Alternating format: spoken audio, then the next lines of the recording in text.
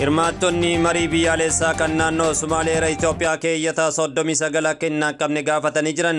Koomishiniin marii biyyaalessaa Itoophiyaatiif bana naannoo Somaalee magaalaa Jijjigaa waltajjii marii ajandaa walitti qabuu irratti xiyyeeffate qopheessee ture.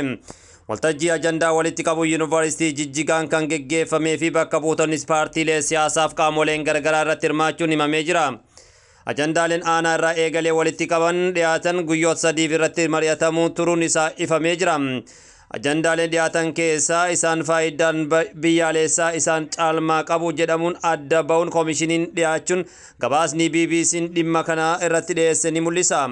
Bakka bu'oonni naannoo Somaalee ajandaa koomishinichaa irratti kennaniin keessaa caasaaleen naannolee fi mootummaan jijjiirameera, afaan hojii mootummaa federaalaa, waa'ee alaabaa biyyattii akkasumas godaannisa qabeenyaa fi daangaa wal qabatan dhiyaachuun qooda fudhattoonni mari'acharraa BBC'n dubbises ifoomsee jira.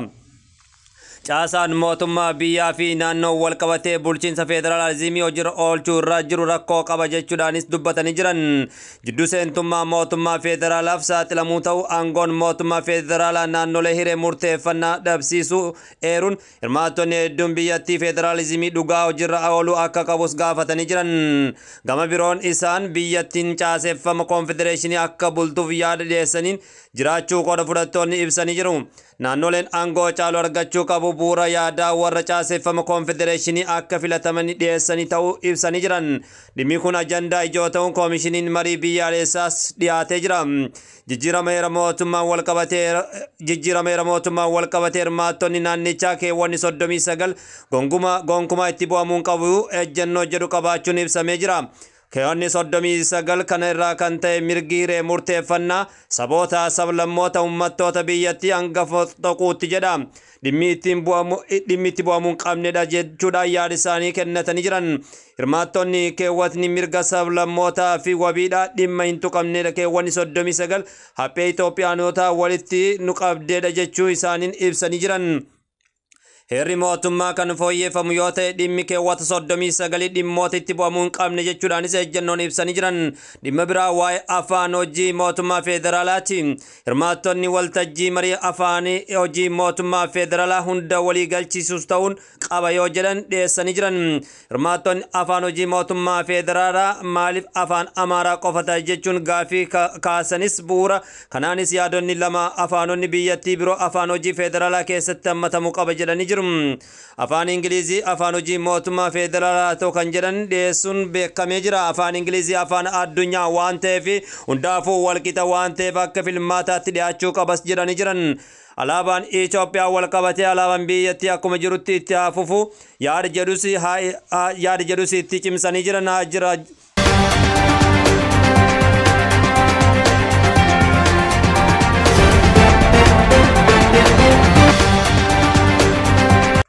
Alaabaa Itoophiyaa wal qabatee alaabaan biyyattii akkuma jirutti itti hafuufu yaada jedhu haa jijjiiramu yaadni jedhus waltajjii irratti ka'ee ture jedhu. Sababii hirmaattonni alaabaan Itoophiyaa akka jijjiiramuuf gaafatan hunda hin hammatu kan amantaa kiristaana bu'uura godhatedha. Yaada jedhu ta'uu ibsa. Lakkoofsa baraa yookaan kaalaandarii wal qabatee yaadni wal fakkaatan dhiyaachuun eeramee jira. Kana malees alaabaan kana jalatti badii keessummeessinee irraa bakka bu'uu hin qabu yaadni jedhu dhiyaachuu isaas dubbatamee jira. Haa ta'u malee isaan urjii asxaa jidduu alaabaa biyyattii irra jiru hawaasa hundaa bakka bu'uun waan ta'eef akkasumas yoo itti fufe rakkoo hin qabu jedhanis jiraattonni gabaasa kanatti mul'isa. Gama biroon Itoophiyaan haalli galmee seenaa kutaa kaaba biyyattiif dursa kenna yaada jedhus dhiyaachuu kunis sirraachuu akka qabu gaafiin dhiyaatee jira. Koomishiniin ajandaawwan bakka bu'oota naannoo Somaalee dhiyaatan kanneen dabalatee ajandaa naannolee garagaraatti walitti qabuu keessaa kan filataman marii bakka buutonni naannolee hunda irratti hirmaatan irratti dhiyeessii ta'uu ibsee jira. Marii qooda fudhattoonni naannoo Somaalee walitti godhame kana irratti dhimmoonni jajjaboo ajandaa ta'an dhiyaatanii paartii mormituu yeroo dheeraaf naannicha keessa socho'u ONLF adda bilisummaa biyyaalessa Ogaadin waltajjii iftoomaa kan hin qabne jechuunis marii keessaa of baasuun dhagahamee jira. Qonnaan bultoonni naannoo Oromiyaa mallaqa humnaa olii maqaa garaagaraa nurraa guuramuun rakkanne jechuudha yaada isaanii dabarfatanii jiran. Qonnaan bultoonni naannoo Oromiyaa gibiraa lafa waggaan kafalluun cinatti kafaltiiwwan maqaa garaagaraan gaafatamuun rakkoo humna keenya olii ta'e jedhu. Qonnaan bultoonni raadiyoo Waazeemaa jedhamuuf yaada kennaniin akka himanitti hamma gibira kafalaa jirru ol kafalaa jirra birrii 100 kan hin caalle ta'us kafaltiiwwan maqaa garaagaraan kafaltii waggaa hanga birrii 6,000 kafalaa jirra jechuudhaan himanii jiran. Kafaltiiwwan kunniin gatii xaa'oo fi sanyii filatamaa baasan dabalatee humna qotee bulaa irratti dabalamuu isaa ibsanii jiran. Sababa kanaan qotee bultoonni hojii qonnaa abdii kuutachuun lafa isaanii kireessu yookaan qixxee kennachuuf dirqamne jiraachuu ibsanii jiran. Kafaltiiwwan akka raawwannuuf dirqisiifamnuun hedduun isaanii jireenya keenya waliin qabannee fi waan nu ilaallee baasii akka baafnu dirqamsiifamaa jira jechuudhaan yaada isaanii dabarsanii jiran.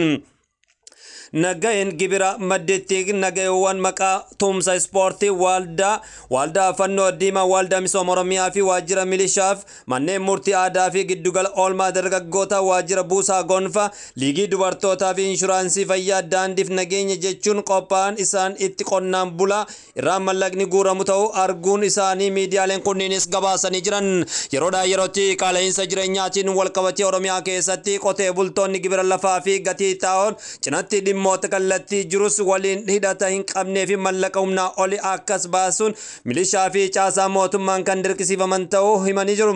Rakkoo jabaa keessa jirras jedhanii jiran.